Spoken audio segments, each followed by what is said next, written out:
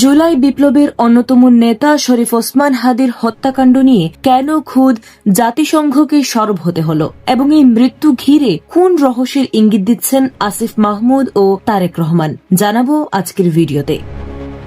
ইনকিলাব মঞ্চের আহ্বায়ক হাদি ঢাকার পুরানো পল্টনে গুলিবিদ্ধ হওয়ার পর সিঙ্গাপুরে চিকিৎসাধীন অবস্থায় মারা যান, আর তার এই মৃত্যুই এখন দেশের রাজনীতির সবচেয়ে বড় ইস্যু হয়ে দাঁড়িয়েছে।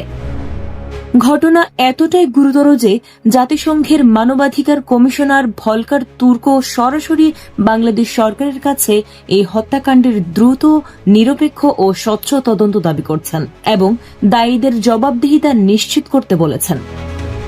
ওদিকে বিএনপির ভারপ্রাপ্ত চেয়ারম্যান তারেক রহমানও অন্তর্বর্তী সরকারের কাছে অপরাধীর দৃষ্টান্তমূলক শাস্তির আহ্বান জানিয়েছেন। তবে পরিস্থিতি আরও জটিল হয়েছে যখন আসিফ মাহমুদ সজীব মৃত্যুর পরপরই ঘটা সংঘবদ্ধ হামলাগুলোকে সন্দেহজনক বলে মন্তব্য করেন।